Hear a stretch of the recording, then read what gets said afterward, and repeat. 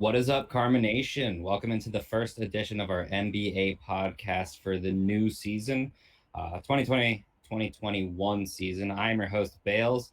As you can tell, there is no Ben on this slate. Instead, we have our newest member, James Jrueb. How are you doing today?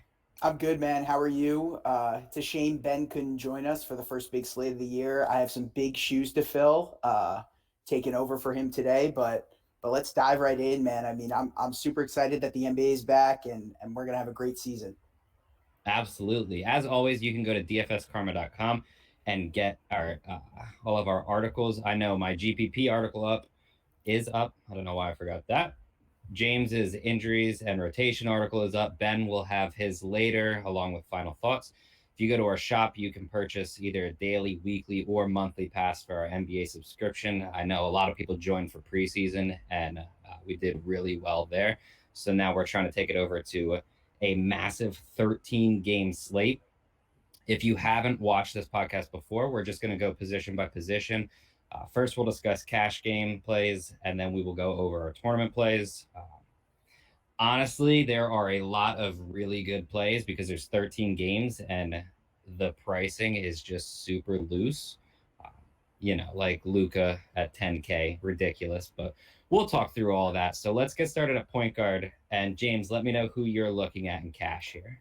So the slate starts with Luka Doncic, as you stated. I mean, DraftKings pricing him at $10,000 without Kristaps is, I mean, comical. They were sleeping at the wheel when they did pricing today. They need to adjust their algorithm going forward with some of these prices. But hey, we'll take advantage of it. I'm sure a lot of people will, but I won't be fading Luka today. He will be in my cash game core. And then going down a little bit, I think my second favorite cash game play for point guard would be my boy. I mean, got to invest in him while he's cheap, Dejounte Murray. I think that he's primed to have a breakout season this year for the Spurs. There's no Derek White today for them, and he's going to take on a larger ball handling and usage role. Lonnie Walker takes over the starting lineup for White, and he's a lower usage player, so that'll get spread out throughout the lineup and help out DeJounte. Yeah, I like both of them a lot. Luca, for me, Luca's the number one play on the slate. Before we get too deep, we can quick just talk about Houston. So someone tested positive for COVID. John Wall, DeMarcus Cousins have already been ruled out. James Harden has his photo going around at strip clubs, the normal James Harden stuff. Um, so what seems to be happening is if the league allows him to play, they will play. If they don't, the game will probably get postponed. I Yeah, mean, I think if they don't, so the interesting case is that James Harden kind of decides the entire game because if he is not allowed to play because of that photo circulating, there'll be under 8 active players, and then the game will get postponed. So it's really going to come down to either that game will get canceled and we'll know about it, or Harden's going to become one of the better plays on the slate without Wall and yep. Cousins. So it's like one or two ways, and it really does decide the slate today. This Houston news. So the point of that was just that Harden is point guard eligible on DraftKings. So I quick wanted to throw him in here. Obviously, he's a top shooting guard, but you're likely going to want to play Luca and Harden if that game plays, just because him with basically no one else because Wall and Boogie have already been ruled out. He's going to take all of the usage. We'll talk about other plays from that game as well. The only other guy that I think, honestly, I would consider for cash games, and he's not going to get a lot of ownership, I don't think, but Malcolm Brogdon is only 6,200, triple double threat, and gets a matchup against the Knicks, which I really like. You're not going to get the high ownership like Luca. Even DeJounte Murray is going to get a lot more ownership, but I do think that Brogdon is safe enough at 62 to consider. I also, because of the lower ownership, feel he's fine in tournaments. So go ahead and hit me with your favorite tournament options at point guard. So my favorite tournament option at point guard, and I think he may come in a little bit under owned than he should. And I actually even am considering him for my cash game build is Shai Gildas Alexander. He's going to step into a massive role, massive usage role for the Thunder this year with Chris Paul departing. I mean, they're really going to lean on him, and he played 19 minutes in their last preseason tune-up game in the first half. So, I mean, if he's going to play 38 plus minutes at 7,500 against this Houston team that'll be without John Wall, without Boogie, we think that game will be really fast paced and competitive. I think playing him and Harden together in kind of a mini correlation game stack there makes a lot of sense. I really like that. Personally, I'm looking at for a higher price guy. I will say, and this is a bit of a cop out. I know it's the first slate and everyone's ridiculously priced, but you can more or less go with any of these top guys. Trae Young, low ownership, good to go. Damian Lillard, even in a tough matchup, he's playing at home. He's 100% fine. Even like Ja Morant, I would be fine. De'Aaron Fox, Jamal Murray. You know what I'm saying? Like, they're just all really good plays where they have the chance to be the highest scoring point guard on the slate. And because of the spot that Luka's in, because you're going to get ownership on James Harden, assuming that game plays, DeJounte Murray and everything, they're all going to come in pretty low owned. Two guys that I'm specifically looking at, though, and you can read this in my article, D'Angelo Russell is more or less going to be matched up against Killian Hayes for quite a bit of the game, and I don't think Hayes is going to be able to even come close to stopping him early in his career. He's only 7,200, and he's very clearly one of the focal points for Minnesota. I have no problems dropping down to him. And then Markelle Fultz at 5,000. He looked more or less like the guy that the Sixers wanted to draft last year in his first year for Orlando. Honestly, I feel he probably takes on a slightly bigger role this year. I think he's going to be locked into bigger minutes, 30 plus. I'm going to guess he averages for the season. And if that's the case, he's only 5,000 right now. And he's another guy similar to Brogdon that, you know, it's an outside chance, but does have triple double stuff. And that's just a super cheap price tag. Yeah, I agree with that Fultz call. Fultz was one of my favorite targets in season long this year, and he looked fantastic during the preseason. And another player I agree with is Damian Lillard. I actually have a Lillard to win the NBA scoring title this year ticket at 10-1. So I'm on board. So I'm on board with Damian Lillard this year. So scooting over to shooting guard, we pretty much talked about James Harden already. You know, if he plays, you're probably going to want to get him in, and it puts us in a tough spot because the other, you know, quote unquote chalky option is going to be George Hill, who, you know, at 3,600, it's tough to want to play George Hill, but he's going to get the minutes and he's super cheap. But obviously, if that game cancels, you know, George Hill and James Harden are both out. So excluding that pair, who are you looking at for shooting guard?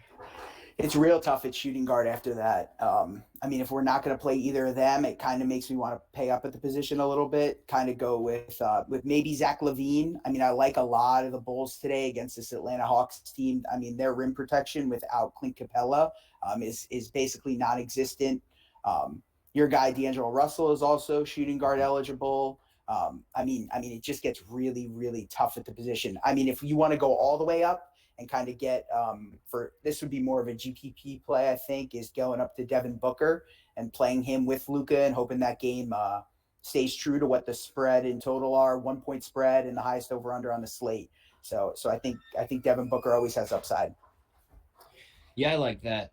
Two guys that it's tough because I don't really love them in cash, but it kind of is what it is if Harden and Hill are out.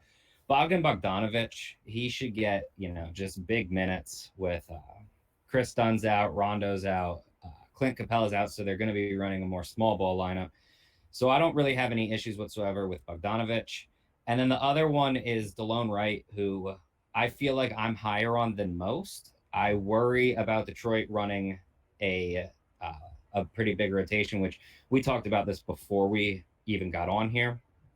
But at the same time, he's super cheap. He should get 25 to 30 minutes, and it's really an ugly position in terms of cash if Harden and Hill are out. So those are two that, you know, I wouldn't mind squeezing in, but also I'm not really going to prioritize them, if you know what I mean. Yeah, I will say Bogdan should get a little bit of a minutes increase with everybody sliding down on the Hawks today. So they're going to be playing John Collins at the 5 today, which just naturally everyone will slide down a little bit. Reddish and Herder will play a lot at the 2 and stuff like that. But Bogdan should get some nice minutes today. So where are you going in tournaments then? So for tournaments at shooting guard, I kind of touched on. I think getting up to be contrarian on Booker is interesting. I would say that staying in that game, that Phoenix Dallas game, Josh Richardson looked incredible in the preseason. Um, he really improved his shooting, and they're asking him to take on a big offensive role with Kristaps missing the beginning of the season here. So I think Josh Richardson would be one of my favorite tournament plays. Other than that, another guy you can kind of look at is, I mean, it's ugly, but Eric Bledsoe.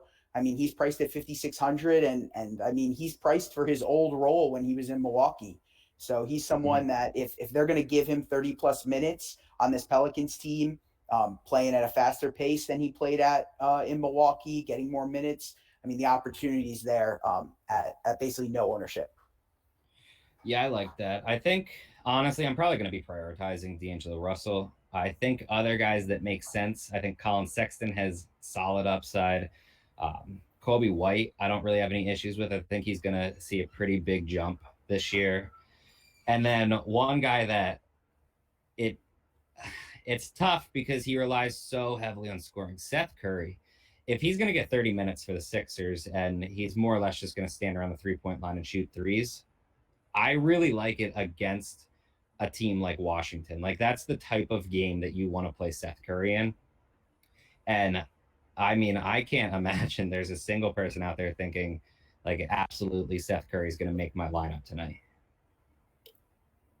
Yeah, I agree with that. I will say so. If we want to transition over to small forward, one of my favorite small forward plays on today is Tobias Harris. I think he's cash viable. There are a bunch of cheap options, but I think he is cash viable, and I mean he has a ton of upside. And when you remove Josh Richardson and Al Horford from this lineup and you replace them with guys like Seth Curry, who are a little bit lower usage guys, I think Tobias is going to be asked to play a much larger offensive role this year.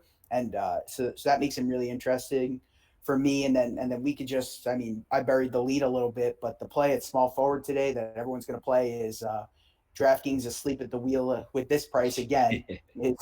Is Patrick Williams at the stone minimum, 3K. I mean, he's starting for this Bulls team, projected to play anywhere between 28 to 30 minutes. I mean, I didn't think that I was going to come into today liking Patrick Williams, but here we are. And you know what? You know what the worst part about it is? They just had him priced up to over 6K in the preseason. If you remember, Yeah, he was overpriced in the preseason, like couldn't play him it makes as a no rookie. sense. And now today they drop him down to 3K. I think DraftKings should almost, if they're going to be this bad at pricing, they should almost do what they did in the preseason and keep everyone at a 4K as the minimum price, like they kind of did with Yep. running back in NFL this year. I mean, if they're going to be this bad. Yeah, I mean, I think the same thing. Essentially, small forward, it's super easy. You're going to play Patrick Williams, and that's that. The other Yeah. two small forward eligible guys that are probably going to get ownership is Isaac Okoro at 3,400. He's only a little more expensive than Williams. He's going to get quite a bit of run with Cleveland. And then you talked about it, Tobias Harris. 62 is egregious for him tonight. The only issue, obviously, with him is that he's, a mid-price guy where there's so many cheap guys that you're probably going stars and scrubs. But those are essentially the three that you're looking at for cash, with Williams being like the very clear cut top option. Um, where are you looking at for tournaments? Because with those three getting so much ownership, like basically everyone else is going to be low. So who are you looking at? So I've got a guy that we both are in love with today, and in love with his new landing spot, Jeremy Grant. Um, you wrote him up as your free play today, over 4.5 rebounds over at Bet Karma. Yep. I dropped a player prop last night over 19.5 points and rebounds for Jeremy Grant over in the Bet Karma Discord channel. So we both really like Jeremy Grant tonight in his new role at 4,700. I think he's a little bit overpriced because we have guys like Patrick Williams and stuff. But he has upside in this new role, and they need someone to score, and the usage has to go somewhere on that team. So I like Jeremy Grant for tournaments tonight. Yeah, I like him, and I feel like people are kind of forgetting what he used to do prior to sharing the floor with Jokic, because he really was a great rebounder. And then, with everyone, I believe three different guys had over 16% rebound rate for Denver. So Grant kind of got lost in the shuffle. I expect him to get back up with, the only other guy that I'm concerned about grabbing the boards is Mason Plumlee, because even Blake Griffin isn't like ridiculous or anything with it. Um, so I think Grant's in a really good spot. Outside of that, it's it's tough because It's there's another crap position. yeah, well, there's just like virtually no one that you would even try to convince yourself that they have a chance of even like per dollar beating Patrick Williams. Yeah, So, it's tough. take your shot if you want. If you want someone around the price, like Royce O'Neal's going to get minutes, but the chances that he outscores him seem relatively slim. I think you can take a shot on like DeMar DeRozan. He at least comes with quite a bit of upside, but realistically, my pool for small forward is probably going to be Patrick Williams, Isaac Okoro, Tobias Harris, and Jeremy Grant, which, whenever on a 13-game slate, you can get a position down to four people, the site messed up at that position. Yeah, I almost just wish we could have like 8 super flex positions today on DraftKings. I want to play so many centers and point Yeah, guards. it's So, crazy. yeah. Uh, Off to power forward, we talked about Patrick Williams. Obviously, this is where he will get some more ownership that's going to, bump it up even more. But who are you looking at for cash? I'm pretty sure I know where you're going with this, but go ahead. Another bull, man. Lauri Markkanen. I mean, it's just another misprice. And I hate that I love so many bulls. We're going to talk about another one later. We already brought up Zach LaVine, and Yep. so I said to Bales before we get on, like, am I really going to play multiple bulls today like this? And he made a great point. If you're going to do it against anyone, it's going to be against this Atlanta Hawk team. Without Clint Capella in the lineup for the Hawks, their interior defense and rim protection is, I mean, laughable. It's the reason that they didn't sign John Collins to his extension, is because they hate his what he does on the defensive end. I mean, he's lazy, and I mean, they're going to dominate him in the pick and roll game. Lauri will be open for those corner threes that he loves. I mean, I think it could be a Chicago Bulls day today. Yeah, I think Markkanen's also the, pretty clear option. I will say Giannis is just way too cheap. Obviously, 10-2 is too little for him. He'll get a massive bump up if James Harden's ruled out, because, people will just shift from Harden to Giannis, and then you just pair him with Luka. Going obviously back to the stars and scrubs. I don't necessarily want to do it, but PJ Washington at 4-2 is looking pretty good. I do think it's cash playable. I don't think I will personally be going there. I don't know if you're more confident in him than I am. So last night when I made my kind of first look lineup, he was in it. So I get it. I like the play. I think that he's now with, I mean, everyone's going to be on these Bulls and whatnot. That I think he's going to go under owned for a relatively good spot. Um, I mean, people forget how good this guy was last year. He was pretty bad in the preseason. I mean, he, even when Hayward was out, those 2 games in the preseason, he didn't really perform. I think he has kind of a short leash with them having a pretty deep team. So he's interesting. I think he falls under the GPP category for me. But still, it's going to be tough for him to beat Lauri today. Yeah, definitely. Who else are you looking at for tournaments? So for tournaments for power forward, I mean, there's just so many guys in really good spots that are just going to go unowned today. I mean, Pascal Siakam against the Pelicans, and on the other side, Zion. I mean, you could play those two together and hope that game just plays really fast. Are we really not going to play Domantas Sabonis, who's just been on an absolute tear, doing everything for Indiana? They're running the offense through him against this awful Knicks team. I mean, that's another good spot. So those are kind of the guys that I would look in at the high price for cheaper power forwards. We mentioned Okoro. I think he's interesting, and then our guy that we both loved at the draft, Pokashevsky, at minimum price. I mean, the kid can score. I mean, he looks like a little twig out there, but he can score. So He's more of a, if I was like 150 maxing, I would sprinkle him in at like 1% because that's how Yeah. owned he's going to be. So, but he's interesting for sure.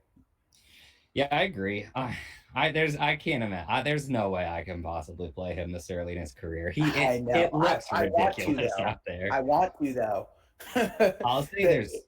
if Go that game ahead. blows out at all, he gets the run at the end. There's paths for him. There's paths for him to succeed. I Um, agree with that. yeah. There's three guys that I think I'm really looking at. Sabonis, which you already talked about, and I'll say, you're not really going to go there, but I have no problems with him in cash for his price. Agree. Uh, Outside of that, John Collins, we kind of talked about his defense is pretty bad, but man, can he put up fantasy points in a hurry? And he's under 8K. No problems whatsoever going there. And then the final one is Darius Baisley at 5,100. If anyone watched him in the bubble, they know that 5,100 is too cheap for him. If you didn't, you probably have no clue because he didn't really play too much before that. But Oklahoma City is obviously just in a full blown tank mode as they should be. And Baisley is really going to benefit from that. The one guy that I wanted to ask you about, and I will say, no way, I don't think that I'm going to get him in a lineup because I just don't think that he's very good. But you can't not say it after what he did in preseason. Any interest in Al Horford? Oh man.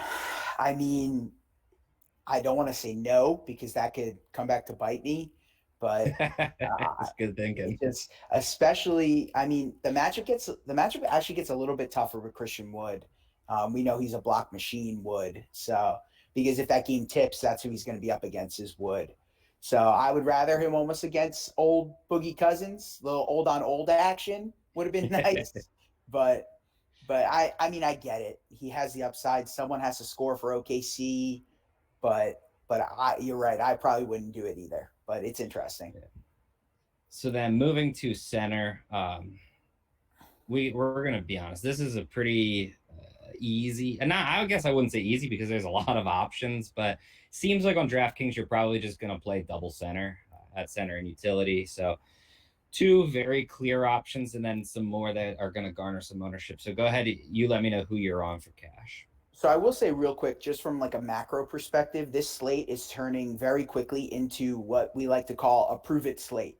We play the best plays, our opponents don't, and we win. Basically, that's how it goes. I mean, if people aren't going to play these guys that are just massively underpriced, I mean, we have to Mhm. take advantage of it. And you think first big NBA slate, there's some more dead money or fish money in the seas. So I think we just really hone in on these super strong plays, and we're going to talk about two of them right here at center for cheap. I mean, Wendell Carter Jr. is rating as the top value today on the entire slate, and we've already talked about two other Chicago Bulls that are incredible. But Wendell Carter Jr. stepping into a brand new offensive role here under Billy Donovan. They're gonna open him up, and he's another guy who's gonna play 30 to 32 minutes. We just spoke about John Collins' defense. We both were checking on some props before we got in here, and Wendell Carter's rebounding prop is only 8.5. We both really like that over. I think that Wendell Carter is shaping up to be the stone lock on this slate. And then another guy who's even a little bit cheaper than Wendell Carter, stepping into a new role on a new team, is Mason Plumlee. I mean, they invested in him. It's criminal that Detroit let Christian Wood walk away, and then paid Mason Plumlee and Jahlil Okafor what they could have kept him for. But that's a story for a different day. Today we have Mason Plumlee at 3.7K starting center for Detroit, and they're going to need his height and his defense against Karl-Anthony Towns. They can't be sending Jahlil Okafor out there against Towns. That'll get ugly real quick. So I think Carter and Plumlee are the two clear cash guys, and then obviously Christian Wood mixes in. If that game tips, I'm kind of sort of leaning that game gets canceled, but I guess we'll see. But if you ask me, gun to my head right now, I would probably lean that game gets canceled. And then the one other high price guy that is in cash consideration for me is Andre Drummond. Last year, his minutes were a little funky. when Tristan Thompson was there, but now Thompson is over in Boston, and I think that Drummond's minutes are more secure to get into the low 30s every night. Kevin Love is going to be out for them to start the year. Their lineup combinations are a little weird if Love was playing, but with Love out, I think that Drummond is a really great play against this weak Hornets interior defense.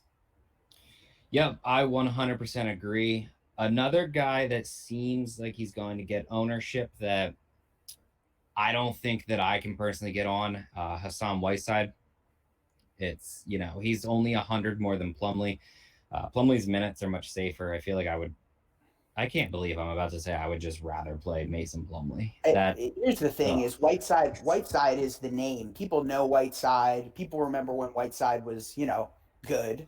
But I mean, I think it's disgraceful that they even play him over Rashawn Holmes. I didn't really like that signing in the offseason when he went there. I just think they need to be investing in their young talent and trying to build them up, and them playing Whiteside over Holmes just kind of makes no sense to me. So yeah, I completely agree, and basically agree with everything that you said for center. It seems pretty cut and dry. Are there any tournament options that you're really looking at? yeah, two tournament options for me. One is DeAndre Ayton, sticking with that Phoenix Dallas game that I think is the best game environment on the slate. I really think that's somewhere that we may want to go in tournaments, especially if Harden is out. It would be interesting to try to fade Giannis against Boston in a little bit of a tougher matchup.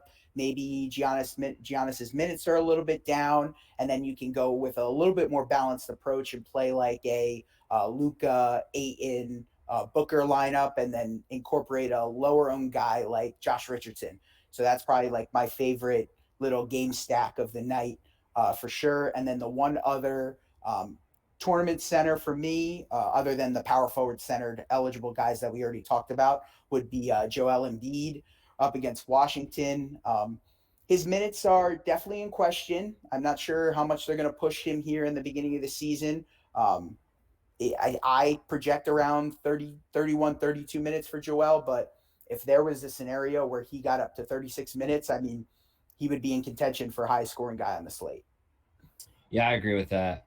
I like both of them. A guy that I'm really looking at for his price is Jonas Valanciunas. He's only 7,100, and the way he ended last season, he ended with 53 and 72 fantasy points. It's crazy. And it seems like with Jaren Jackson Jr. out, he's likely locked into 30 plus minutes once again. We've known throughout his entire career that he's been a per minute beast. It just so happens that, him playing literally no defense whatsoever when on the court has really cut his minutes down throughout his career.